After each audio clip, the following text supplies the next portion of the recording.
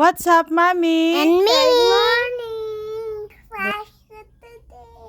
Samahan nyo kami ni Bella sa aming day in my life dito sa probinsya. Maaga nga nagising itong si Bella at hawak-hawak na niya yung hotdog. Ganito nga yung basurahan ko pagka umaga. Pinulot ko at diniretso ko ng tinapon sa labas. Pagkabalik ko, inayos ko na nga yung mga kaldero na hinugasan ko kagabi. Tinulungan ko na si Bella na balatan yung hotdog. Lulutuin ko to, almusal niya. Nilagyan ko ng tubig yung takuri ng makapagkape na. Sinarang ko at binuksan ko na nga yung bintana. Kumuha ako ng supot at nilagay ko sa basurahan. Timpla na nga ako ng kape. Tapos tiningnan ko yung niluluto kong hotdog, luto na pala. Inahon ko na yung hotdog at nagsangag ako ng kanin para uminit yung kanin ni Bella. Nilagay ko na yung kanin sa plato ni Bella at naglagay na rin ako ng mainit na tubig sa kape ko. Naglagay ako ng tubig sa mga baonan. Nilagay ko na sa rep para lumamig. Pinunasan ko na rin yung rep. Yung mga nasa lamesa na tinanggal ko sa aparador, ibabalik ko na rin sa aparador. Durabox pala.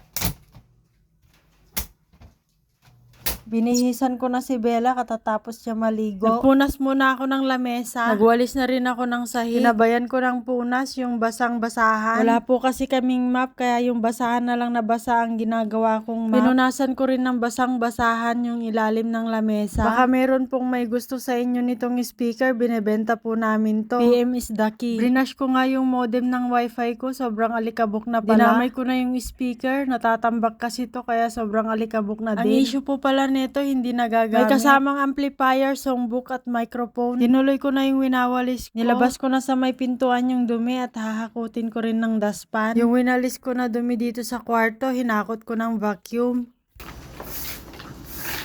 Inayos ko na rin yung tsinelas namin ni Bella. Fast forward, nakaligo na ako at aalis na naman kami ni Bella. Mayapak na naman ng pusa dito sa may motor ko. Binuksan ko muna yung gate tapos nilabas ko na yung motor ko. Pupunta pala kami bibili ng ulam. Balak ko nga magsigang ng tilapia ngayon kaya bumili kami ng sili at okra. Syempre tilapia para sa sinigang. Meron niyang pilipit dito dahil 3 na lang to. Kinuha ko na lahat. Bumili rin pala ako ng kamatis. Baka wala ako nito sa bahay. Teleport na kami. Nandito na ako sa bahay. Ito nga yung binili kong ulam, nilagay ko muna sa lamesa. Mamaya ko na lulutuin, pinuntahan ko muna yung kabilang kwarto at nagwalis-walis ako doon. Pagkatapos ko magwalis, pumunta naman ako sa kusina, nagsayang muna ako ng pagkain ng aso ko. Ito na nga yung isda na binili natin, mga 1 kilo nga to. Bali 2 putahe nga yung luto nito. Lahat nga ng buntot ay papaksiwin natin. Dahil nga paksiw to, ilalagay na natin lahat ng pampalasa. Naglagay ako ng paminta, asin, magic sarap, suka at 1 basong tubig. At sinalang ko na sa kalan. Buti na lang 3 yung burner nito kaya maluluto natin ng sabay-sabay. Nagsalang na rin ako ng 1 kaldero para sa sinigang. Inasikaso ko nga muna itong mga gulay na isasahog natin sa sinigang na isda. Ilalagay ko na yung ricado niyang sibuyas, luya at kamatis. Maglalagay din ako ng sinigang sa sampalok powder. At nilagay ko na yung isda. Kumuha rin ako ng kangkong para sa sinigang. Dito lang sa tabi-tabi. Nilagay ko na yung okra at sinunod ko na rin yung sili. Pagkatapos ko nagluto, Kain po!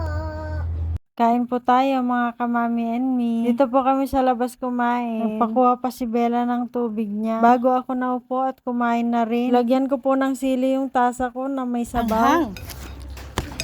Bye-bye!